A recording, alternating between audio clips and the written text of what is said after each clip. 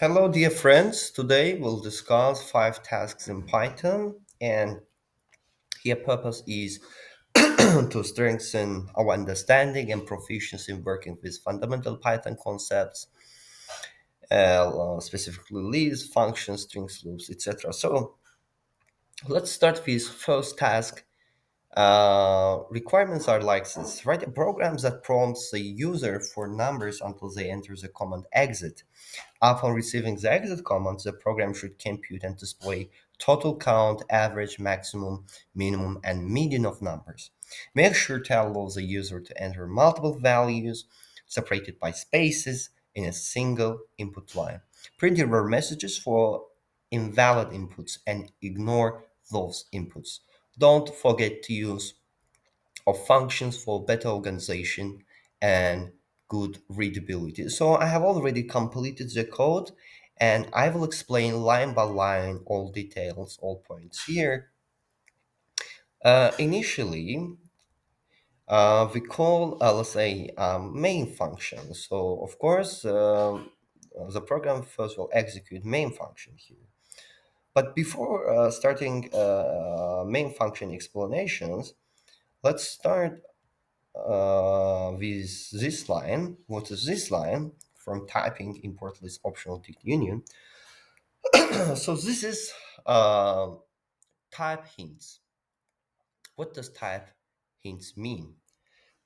Because type hints, I'm sorry by the way, I am a little bit ill and my voice can be a little bit strange or not, let's say, stable. I'm sorry again. So typing hints means our variable functions expecting for particular data type. All right. Therefore, we're using typing nests, typing hints, and for that we are using typing model and importing list optional data union. All right. Now let's start with main. So this is a signature of main function. As you see, this shows return type. There is no return value, none. So what is mentioned. By the way, we are following Google uh, style guide, and all this stuff mentioned there. And besides that, we put description for each function, following Google style guide. And here we don't have any arguments and we don't have any return value, so we only write short description of function, main function to run the number statistics program. Good. So we initialize all numbers variable, which expecting for a list of floats. So this is empty list, let's say. So for user, we'll print initially when, let's say, user starts the program, user will see number statistic program, enter numbers separated by spaces, or exit to finish. And of course, 50 times dash sign, all right? Let me display it and show it for you. As you see, number statistics program, enter numbers separated by spaces, blah, blah, and this sign. What is this? I will explain later. This will be inside of another function I will tell you. So let's write exit to stop the program. It's good. Now, let's continue from here. We start infinite loop. When this will crash, let's say, will stop. When a user enter exit, all right? Inside the loop, we have numbers variable, which takes value of get numbers from input function. Good. Now let's jump into this function of first mention. So signature, we don't have any arguments, but we know return type, which is optional, is float. It means it can be either a list of floats or none. All right. Following Google style guide, we have description, prompts, user for input and extract valid numbers, and description for returns, list of valid numbers as floats or none if user entered exit. Good. We create variable which takes input, by the way, string input, and you see here user message, message to user, enter numbers or exit to finish. I said that there was a message in the screen, and I said that I will explain it later. You will see it in another function. That message is here, as you see, inside get numbers from input function.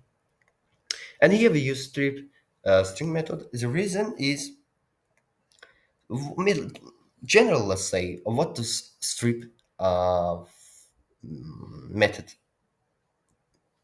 mean, or what does string strip method do? Strip method remove leading and trailing white spaces. All right, good. So if input is exit, if it's equal to exit, in that case, function will return no. All right, it will not continue to process input. And here you see we have lower method. Why do we use it? Actually, it is not mentioned in requirements, but for better performance, we did it. I hope it will be considered as bonus point. Why do we use it? We use it for case insensitivity. What does it mean? It means it doesn't matter whether user enters exit like this or exit like this, all right, or like this. It will convert all characters to camel case characters. All right, good. Again, we have numbers variable expecting for list of floats, and we have values contains user input dot split. Actually, this is explained here. Split input by space it and process each value in individually. Here, using for loop, we are taking each value in values, queue, string, array, let's say, and list. List is better, by the way. Anyway, number, we try convert this value to float. If it's possible, we add it to the list, to the number. Otherwise, we print error message. Error, this value is not a valid number. Ignore this value. And at the end, we return numbers, which is optional. Either no or list of flow. All right, good. Let's continue with main. If number is known, if return value of this is known, in that case, our program will stop, will break. Otherwise, if it if it's not known, in that case, we, let's say, add it to the major list, master list. Otherwise, no valid numbers in this input message will be printed. Then we calculate and display final statistics. For that, we have stats variable contains the return value of calculate statistics function. Now let's jump into calculate statistics function, which is here. This is a signature of that function contains argument numbers, which waiting for list of floats, and it will return the dictionary. Keys are strings, which are count, average, maximum, minimum, median, and values are this, either int, float, or none. All right. Again, following Google style guide, we put it in description. Then, if not numbers, it means if numbers is empty, this function will return this count 0 and average none, maximum none, etc. etc. Otherwise, count will be number of elements of numbers, average will be sum divided by count, a maximum is we use maximum function, we use minimum function, but we don't have median function. So therefore we created new function called calculate median to find median. Now let's jump into this function, calculate median. We have one argument, list of floats, numbers, list of floats, and it will return optional float. As you see, I don't want to read this. If not numbers, if it's empty, return null. Otherwise, we sort these numbers with increasing order, and then taking the number of elements using length function. And how do we find in math, how do we find in statistics, let's say, how do we find median? We are sorting elements in increasing order and taking middle element. If the number of elements is odd, in that case, we have exactly one middle element. So we divide the number by 2 is integer division and takes that index, so we find it. But what about it's even? In that case, we'll have two middle elements. So to find that middle elements, we are using n divided by 2 minus 1. So why minus 1? It's because our indexing starting from 0. Considering that factor, we are subtracting 1, and for the second, it's only integer division by 1. Then we sum those values and divide by 2. Good. That's it for calculate median. We were there. We were here. We found median. Good. Then we can return those values. So that's it for calculate statistics. All right. We calculate it, but we have to display it. And for display, to perform it, to show it, let's say, we have to use this function, as you see, which have one argument contains dictionary type, and there is no return type. We don't need it. It's because it is only printing, so there's not any return type. So good. Description. Then for user interface, for better display, we enter new line and 50 times equation times and statistics summaries and the same stuff. And then we print total count. As you see here, in stats dictionary, we add this key, and it finds relevant value and print it. All right. If count is bigger than 0, so we print all the values like average, maximum, median with 2 decimal points precision. As you see here, we'll use 2 decimal point precision. Otherwise, no valid numbers were entered. Message will be printed out. And then for better user interface, we'll do this. So that's it for display statistics. And that's it for main tool. Here main ends. Now let's check this code. As you see, initially we see this message. Let's say we add 3. Good. We add 3a. As you see, error 3a is not a valid number, ignore this value. No valid numbers in this input. Good. What if we add 4, 5, 56, and a? A is chosen and a is not a valid number. Ignore this value. Now let's exit like this. So statistics summary, total count 3.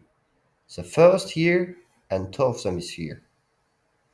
Average is, maximum is, minimum is, and median is 45. So that's it for this task 1. Now let's continue with task 2. Write a program that prompts the user to enter a specified number of integers, then display how many of the numbers are even and how many are odd. By the way, here it's important point, a specified number of integers. So initially, program will require some specific number from user that he or she will include exactly that amount of integers. All right. So the program should also list the even and odd numbers separately, print error messages for invalid inputs, and ignores those inputs. Don't forget to use of functions for better organization and code readability. Okay, here is my code. And again, we are using this. And of course, we have description messages like program to count and separate even and odd numbers from the user input. So again, since we call main function, let's start with main function, all right? So it is return type is known, there's no return type. This is description. Now, we create variable which is assigned, I'm sorry, return value of get number of inputs function. All right. Now let's discover this function, get number of inputs. It's here. As you see, it doesn't have any arguments, but it has what? Return type, which is int. All right. This is description, gets the number of integers the user wants to enter, and it will return a positive integer representing the number of inputs. So good. We have infinite loop, and in which we try uh, take input from user and convert it to int, and we'll keep it in count variable.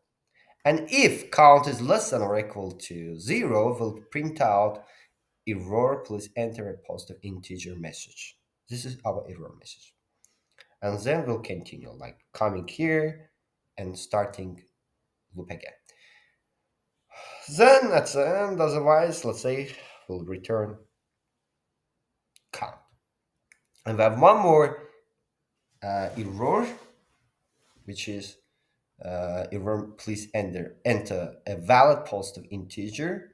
So this message, when this message will appear, it will appear when user enters includes non-number.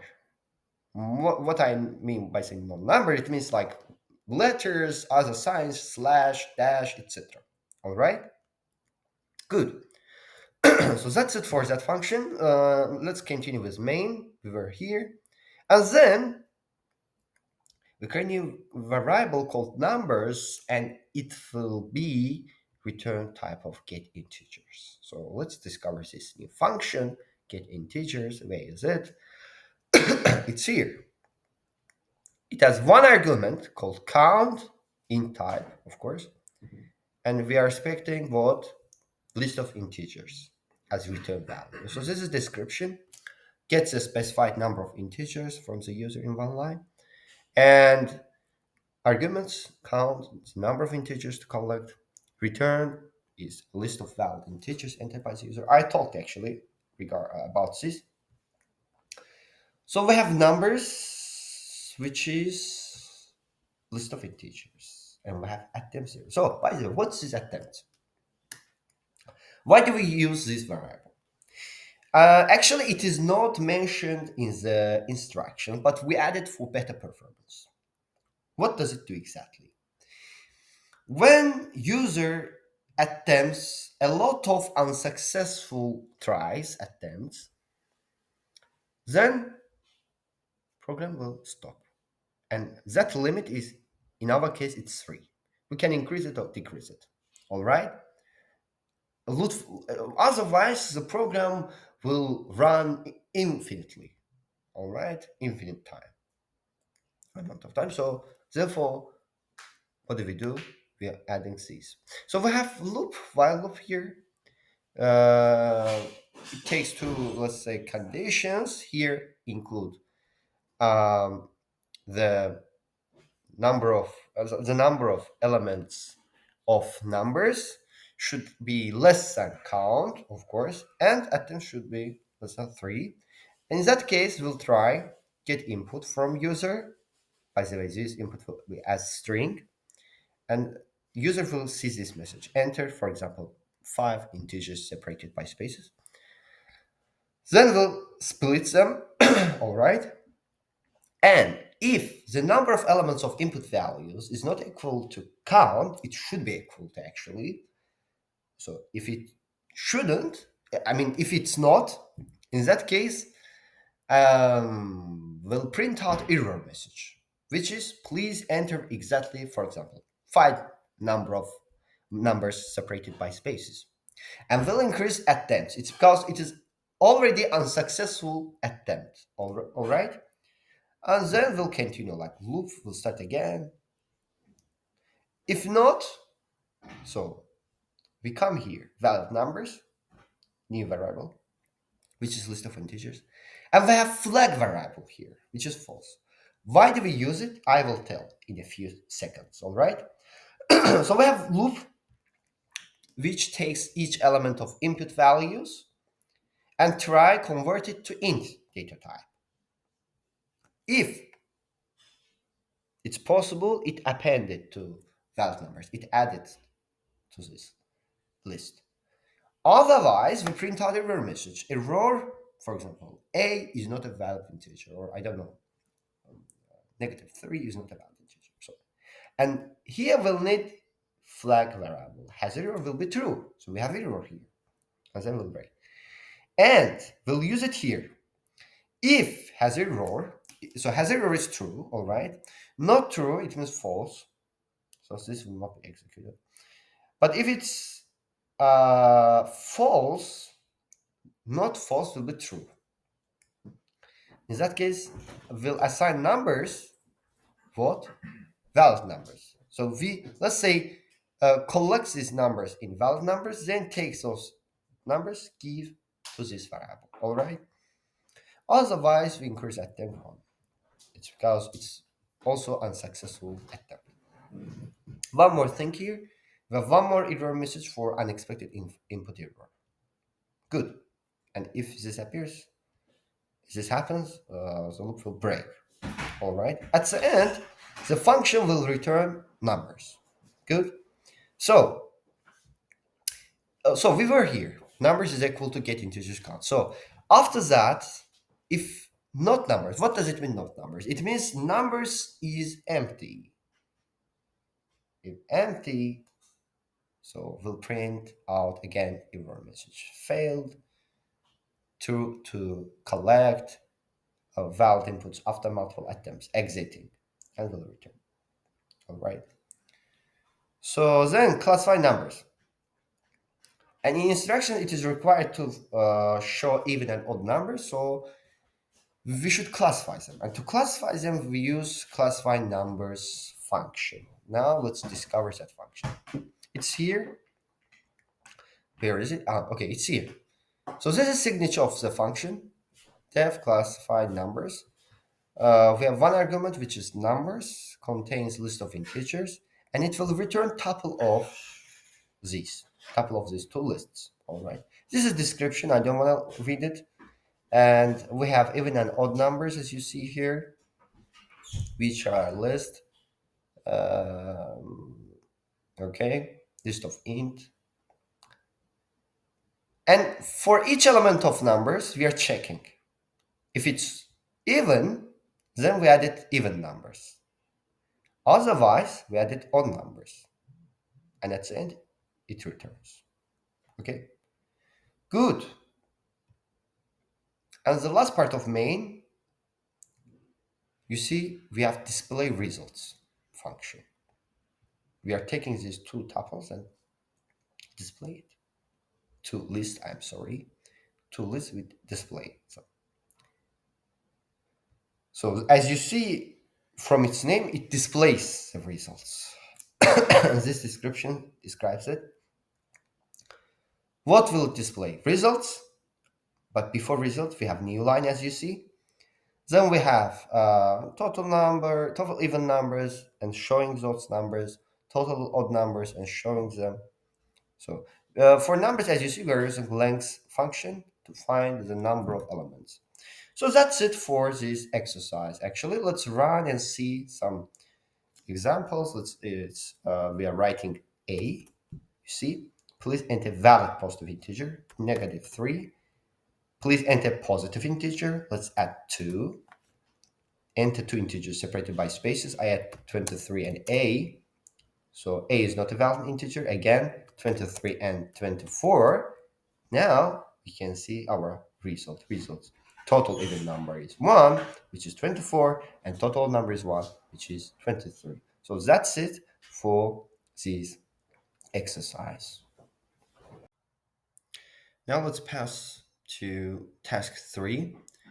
Develop a program that manages a personal account for tracking incomes and expenses. The program should allow users to add incomes and expenses, calculate totals, and display account information. There is a note here, attributes of person account class. So first name, last name, income, expenses. Methods, add income with two arguments, description and amount. Add expense again with two arguments, the same arguments. Total income, total expense, account balance, and account info. So good. Now let's analyze this code. This is description for the general purpose of the program. So personal uh, account management system. This program provides a class for managing personal income and expense tracking with a command line interface for user interaction. All right.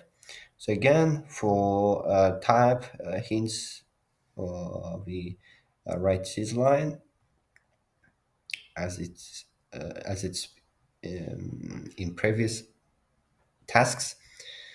So I suggest to start with main since we call main function. All right. Now let's look at the main function. As you see, it doesn't return anything, so its return type is known. So this is a description, and this is initial message for user. Welcome to personal account management system. And for better display, we are using 50 times equal sign. Good. Initially, we are getting user information, user input stream. You know that strip, actually, we discussed it in previous tasks. Strip is used for removing um, leading and trailing white space. So we get enter your first name. We are printing this message to user. Then enter your last name. Good. So we are getting first name and last name of users. All right. Good. Now create account. And for that, we are creating account objects. All right. It is interesting point. It's because we have person account class and we are creating an object of this class, which is account. By the way, to create this program automatically uses init constructor method. By the way, this method. Let's discuss this method. Here we have one argument self, which contains two, so two, let's say, values, first name and last name as strings. So it doesn't have any return type. So as you see here, there is a description for def in its constructor method. Initialize the person account with given name and empty financial records. All right, two arguments. Actually, two arguments. I confused. I'm sorry. Two arguments we have: first name and last name. Good. So the first name will be the first name, last name will be the last name. So we create income and expenses dictionaries, empty dictionaries. Good. And now let's get familiar with person account class, by the way. A class to manage personal income and expense tracking. So we have attributes as mentioned in instructions. First name, last name, incomes, and expenses, all right? And for incomes and expenses, we'll have description and amount. Good. And we'll talk about its methods like add income, etc. We'll come back. So now let's continue with main function. We were here. Let's say we got the name of the first and last name of user, then we'll print this message: account, first new line, then account created for example, Vugar Mirzaev. All right. Um, by the way, it would be better to continue. Then I will run this course. Okay. Let me explain some points. Then I will uh, run it out and show the expected results. So good. We have infinite loop here, which performs uh, many of our program. All right. So we'll print new line, then 40 times equal signs, and then personal account management menu, title, again these. And we have seven, let's say, we have seven, let's say subtitle or seven section, which are add income, add expense. These are functionalities, by the way, of our program. Add income, add expense, view total income, view total expenses, view account balance, view account information, and exit. If you want to exit program, you will enter. Uh, you will enter seven. Actually, it is mentioned here. You see, um, we are getting input from user and keep that value in choice variable, and the notification, let's say, for user is enter your choice from 1 to 7, which operation, let's say, you want to do. And you know what is strip? I said it several times, like removing white space. Good. So far I hope everything is clear. And yes, and let me run it. For now, I want to display. Welcome to Personal Account Management System. Enter your first name. Let's write Hugar, for example. Last name is Zayev. And as you see, here menu appears with seven sections. And if I enter seven, something will happen, but I don't want to show it for now. It's because still we didn't reach that point. So let's continue with code part. Good. We were here, all right? If choice is one, in that case, it means add income. So user will see add income part, and we have description and amount for that. So description will get input for that, enter income description. User will enter description and amount. And for amount, enter income amount, we'll use get float input function. Let's discover this function. All right, get float input function. It is here. It is not too big, too long function, as you see. We have one argument with string, and our expected output should be in float data type. As this is description, gets and validates float input from user, one argument, returns, we talked about this, and we have error, we'll talk about, input cannot be converted to float. For that, we have an error. Here we have infinite loop, we try. Convert input, string input to float. All right. And if value is less than zero, it means negative, in that case, we say that please enter positive number. And the loop will start again. It will restart, let's say. Otherwise, we return value. And one more error, which is invalid input plus enter valid number. Let's say when user enter non-number, like letters, different signs like dash, slash, etc. All right. So good. This is for get float input. It's as you see here. It's used for validation, whether we can convert this input to float or not.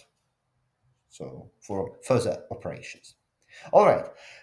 Now let's go back here. We were here. So let's say we got relevant amount. And then try adding income. Okay. To add income, we are using add income method or function, let's say. And we have two arguments, description amount, as you see here. Now let's go to add income function, let's say, or method. It would be better to say method here. So we have description and float, adds income entered to the account, good. Description amount, so we talked about this, and amount should be positive, all right? If amount is negative, we pop up an error, which is income amount must be positive. Error message, all right? And one more interesting thing, if description already exists, we add this amount to existing amount, not we don't create new category, all right? If we have existing category, we are adding this value to that category, all right? And for that, we put condition here. If description itself incomes, it means if it exists, in that case, add that amount to the same category.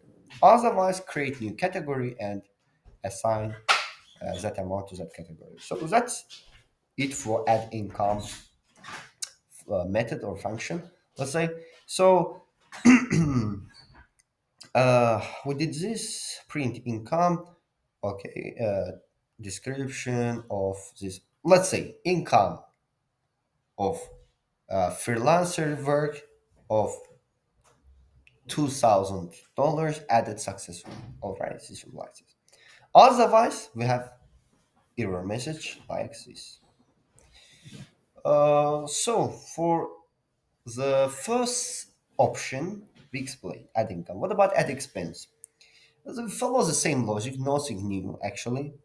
All right, as you see, we print add expense, enter expense description, then we use the same function get float input for checking to validate input, let's say, and we have function add expense. By the way, the logic of add expense is the same as logic of add income.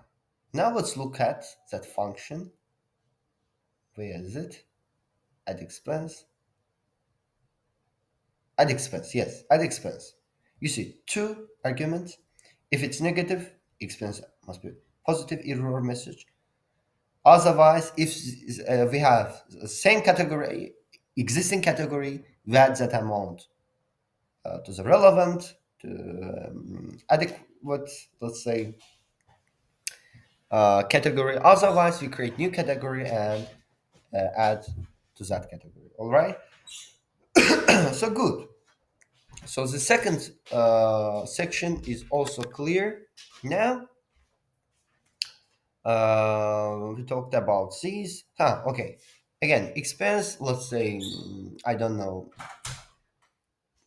Let's say one expense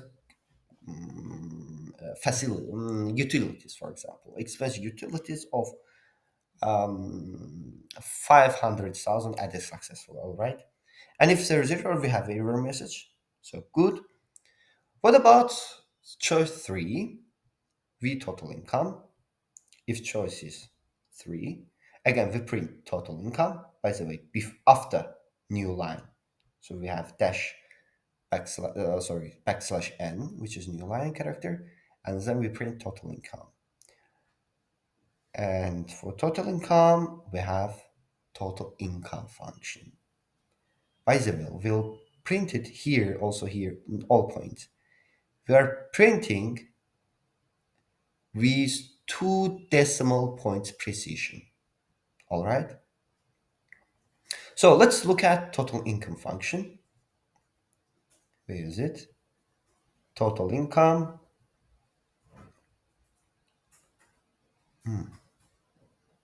So it's here.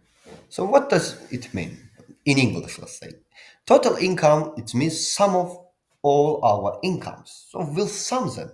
That's it. We have one argument, as you see, itself. So We are taking all incomes values and then using some function, we sum them. Then this total income function will return that sum. All right, which is float data type, by the way. So total income is like that. Choice 4 is total expenses. The same logic, by the way, we are using total expenses function. And total expenses, how do we find expenses? We subtract income and we subtract, sorry, no, no. It's not a balance, I'm sorry. Here it's a total expense. I'm sorry. I confuse English. So what's total expense in English? It means all of my expenses. So I should sum up all my expenses, all my costs.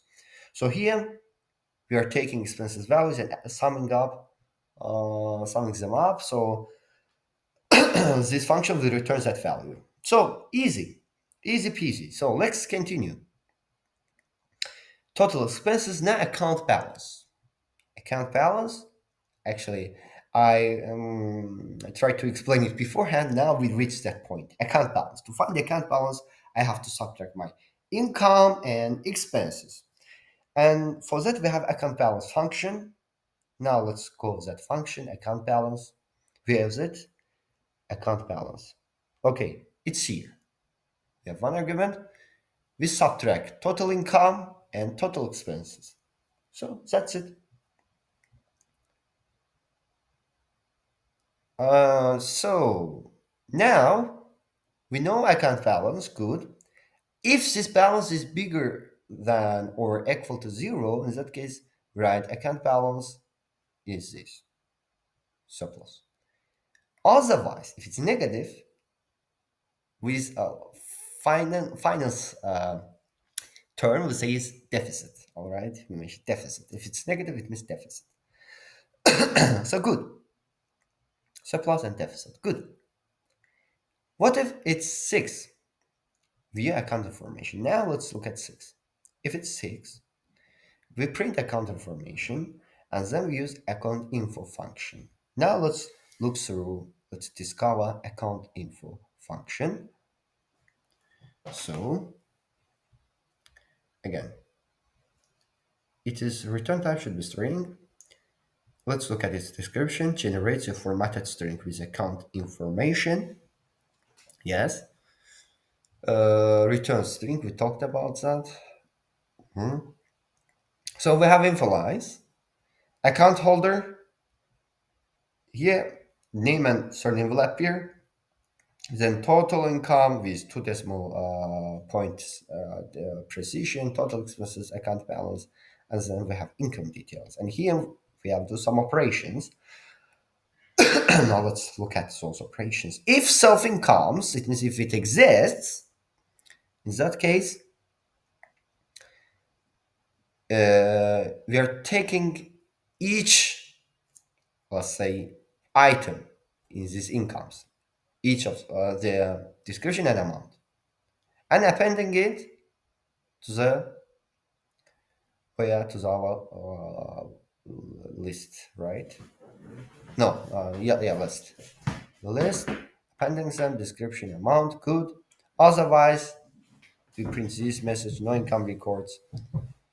Appends expense. So we talked about income details, but what about expense details?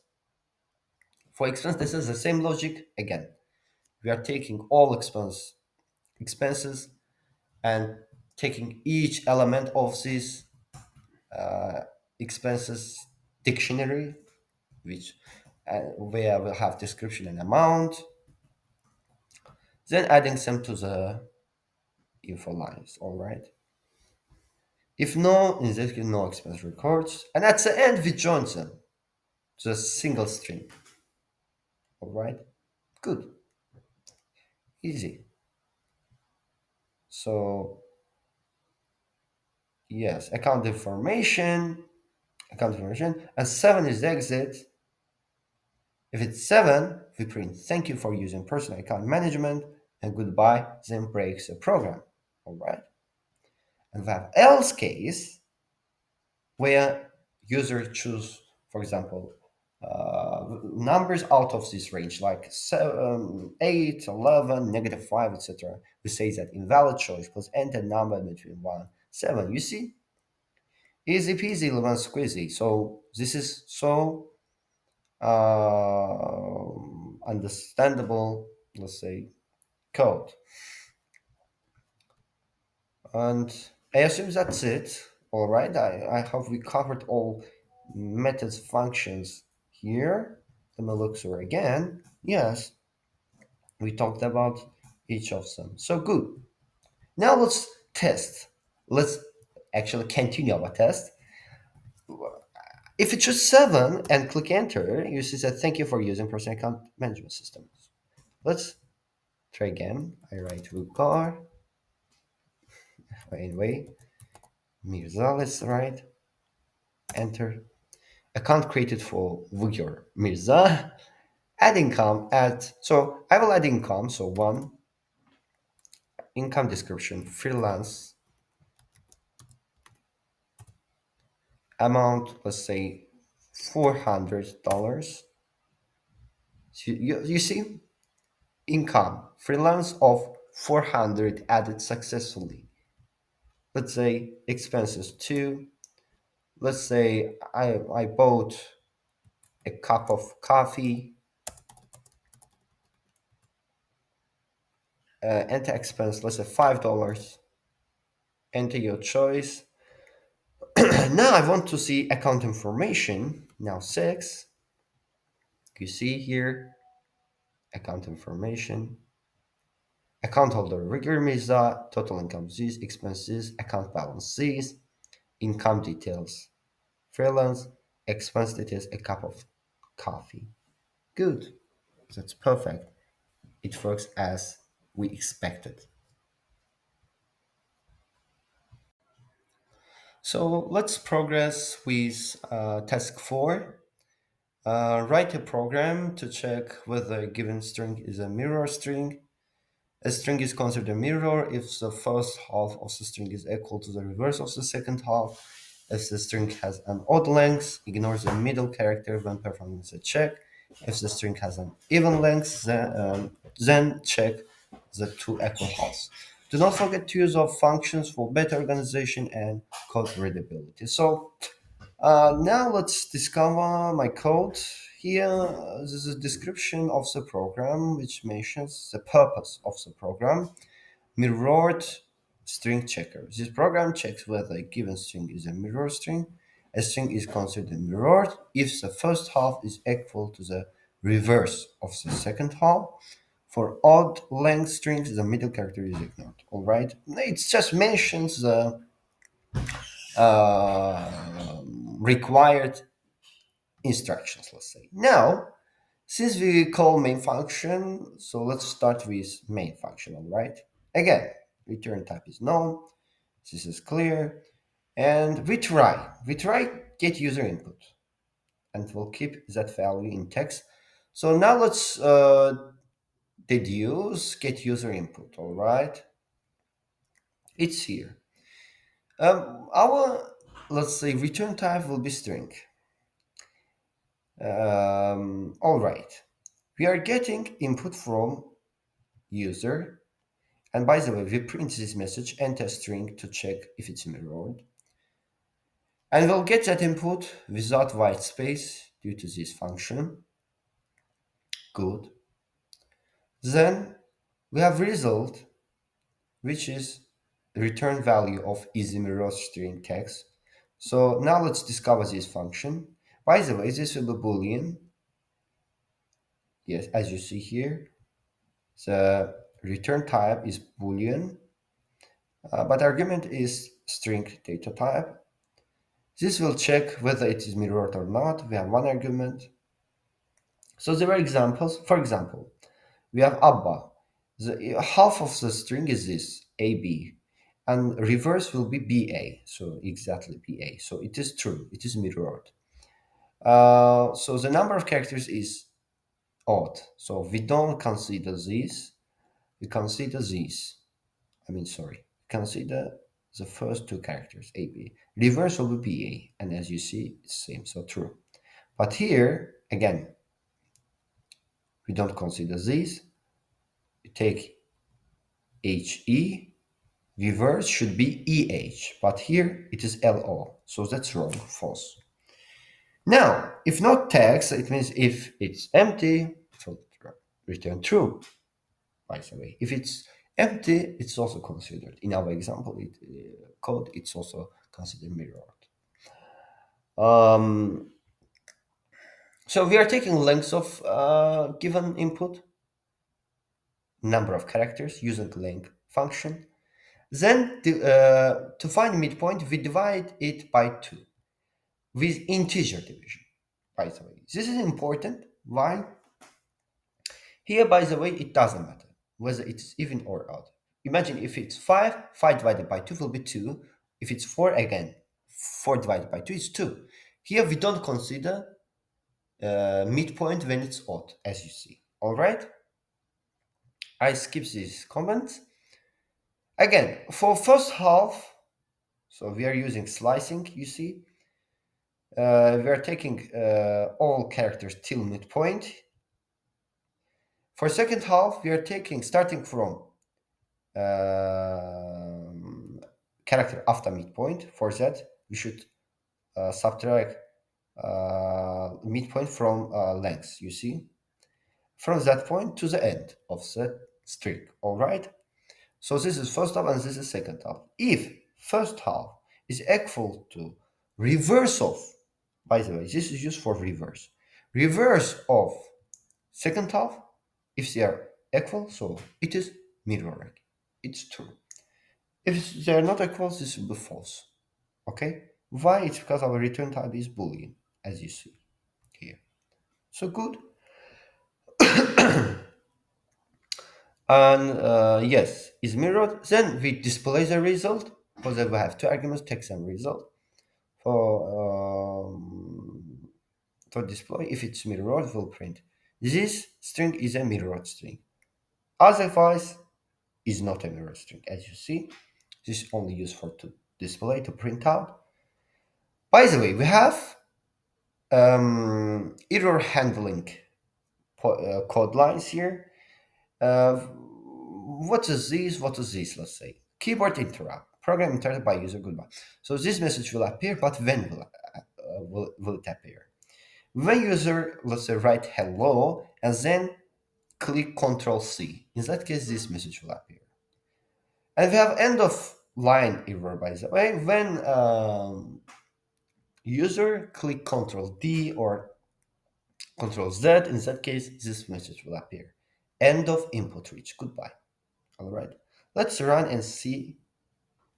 Let's write Vugar. Vugar is not a mirror string. Yes. Let's write a Allah, for example, is not a mirror string, as you see. It's because it's, by the way, it is capitalized, but this is camel case. But let's look at the instruction. A second mirror if the first half of the string is equal to the reverse of the second half. Ah, okay. Equal to, in this case, it's not equal since it's case sensitive, all right? String has an old length, so it wasn't mentioned here, but any case, actually, if you wish, we can change. We can change, by the way.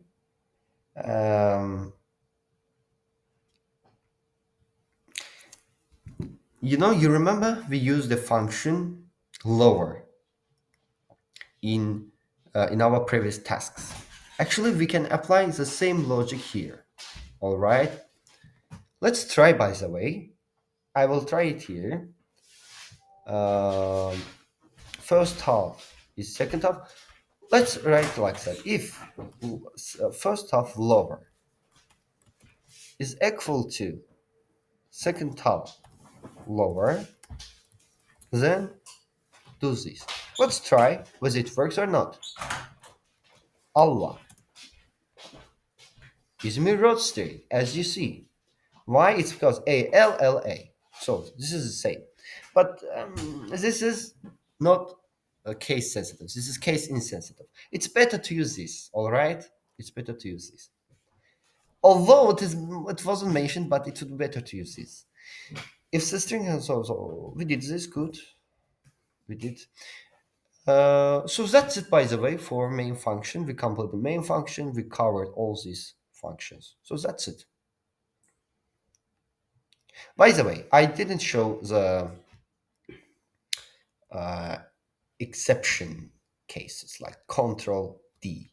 You see, end of input reach. I click enter. Then Control C. Let's write H, Control C. No, it doesn't give. Interesting. Hello, Control C, Control D. It didn't happen anything interesting. Why? I'm not sure. Control C. Maybe it is changeable due to Control D. Again, you see, end of input reach. It is changeable due to system, operating system. It might be, but as you see, we achieved our expected result. All right. So good.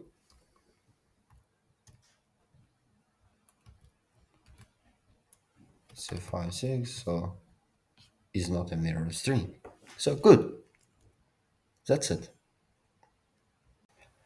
Now the last but not least task, which is task 5. Write a program that prompts a list of full names in the format first, middle, last. So we'll have, let me explain by the way, the significance or meaning of these tasks rather than reading the instructions.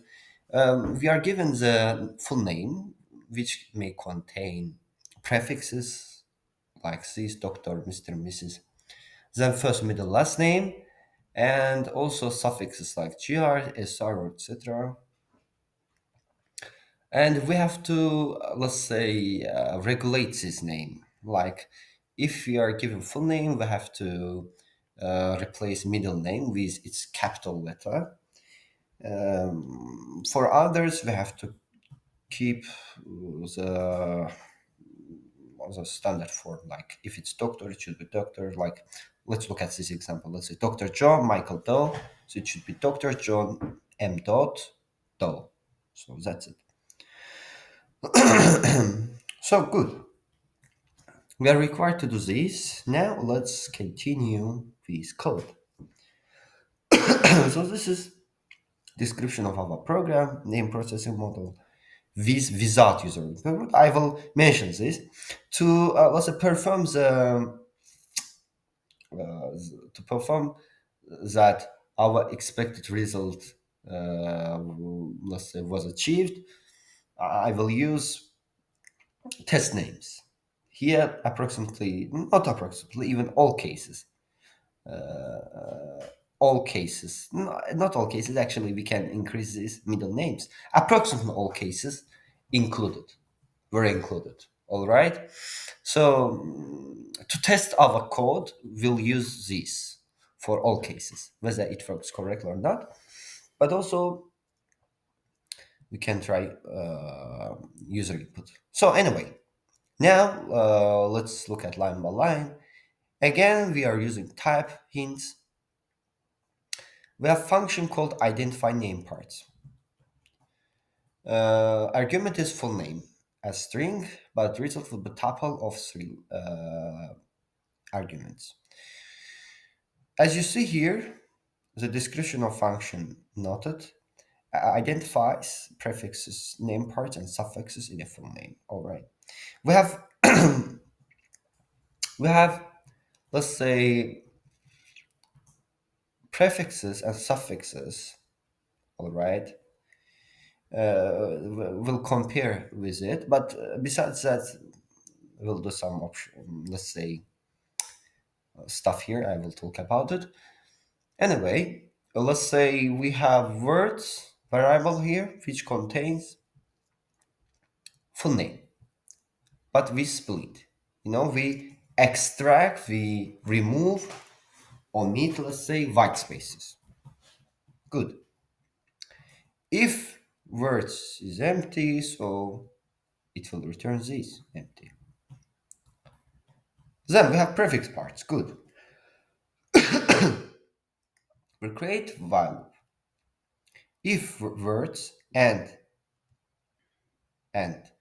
the first element of words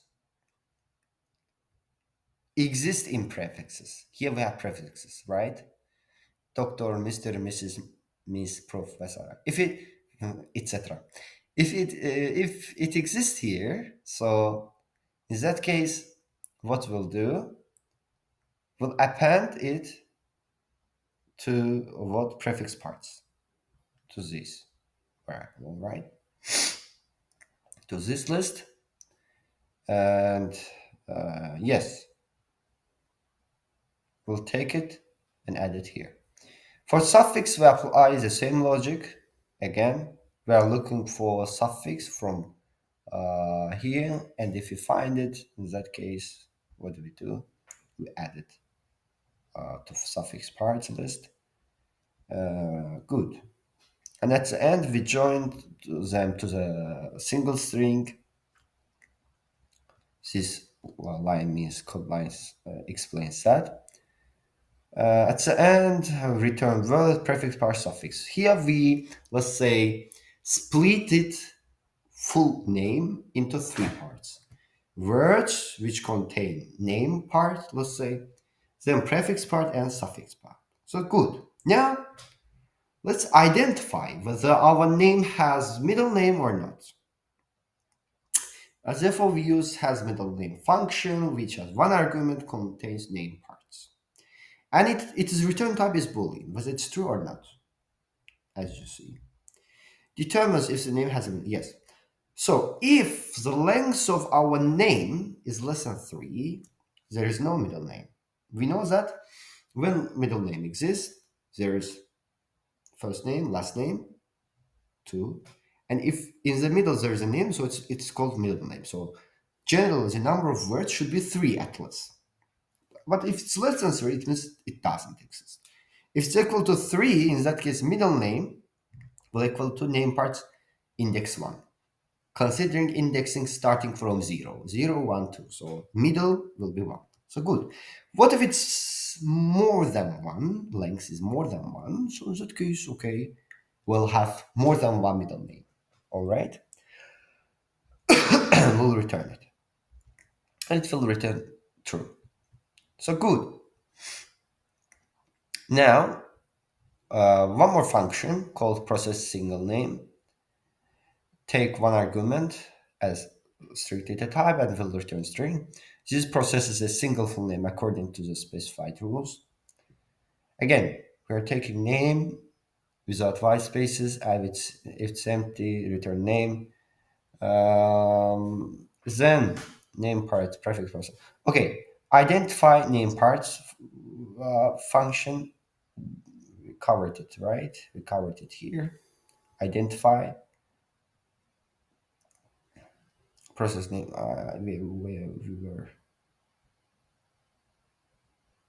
so process single name. Yes, we were here, right? Yes, we did this. Identify name part. We identified name part, prefix, suffix. Good. And after that, we check whether we have has a middle name. If it has, in that case, we assign relevant variables for first name this, for middle name this. And by the way, if you look at here, we are using slicing. Why? If you have more than one middle name, so it will take all middle names, starting from index 1 till the last element, which is last name. And we create abbreviated middles. We abbreviate middle names, taking the capital letters. And for that, you see, we are starting loop in middle names, taking name and their first capital. I mean, their first letter capital. Or capitalizing them, or let's say like that. Process parts. What do we do at the end? We combine first name, abbreviated middle and last name. So we'll print this actually, right? Process parts. We need this, let's say. Else case, process parts is name parts. So if we don't have middle name, we don't need to change it. Good. So if prefix parts, if it exists, we add in prefix. If suffix exists, we add suffix. You see, at the end of process parts. Here at the beginning, you see, we use concatenation. So as then return some process parts to the single string again. So a process names function, what does it do? Process a list of full names by abbreviated middle names. Yes. We use process single name functions that we discussed here. This is simple. No need even to discuss this. Definition get names from user. Yes, here we are getting input from user. All right.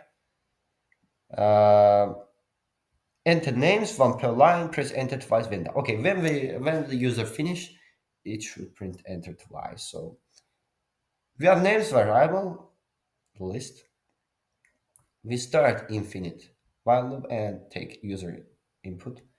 If the input is empty, we break. Otherwise, we add this list, names list. And at the end, we'll return this list. Good. Option one, use test names. I said that I have, let's say, test names, not to struggle with inputs, given inputs, etc. Here, approximately all cases mentioned that we check whether our program is satisfies whether our program satisfies the requirements or not. So this is test names, and we'll print what processing test names, this process name and blah blah blah. Again, we print this, and process names will be assigned process names. Okay, then we have for loop here, as you see.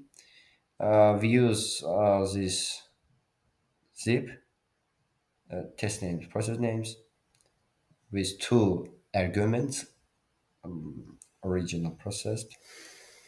We will display, will print both of them, original and process case. And this is for the user input. As you see, get names from user. Use we talked about this function, right? If it's empty, we write no names entered using test data. Otherwise, and then, by the way, run with test data function. Kind of,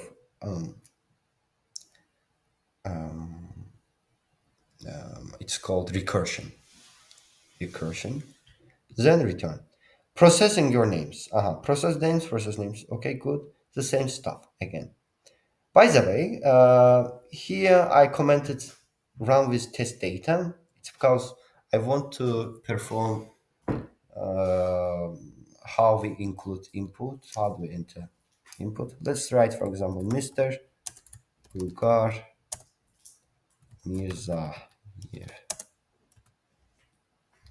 And it will print Mr. Bulgar Mirza. It's because we don't have middle name here. We don't have suffixes. We have prefix and first and last name. So it prints this. Now, I will comment out these and uncomment this, let's say. Processing test names. Origin, John Michael Doe, it's John M. Doe. Doctor, Dr. John M. Doe. John McArdle, John M. Doe. As you see, all test data satisfies or satisfied, let's say. Satisfies requirements, let's say. So, that's it. That's it for task 5. By the way, let's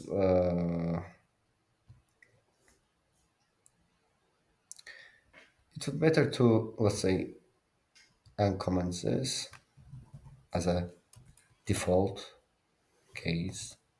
Yes, that's it. See you in next videos.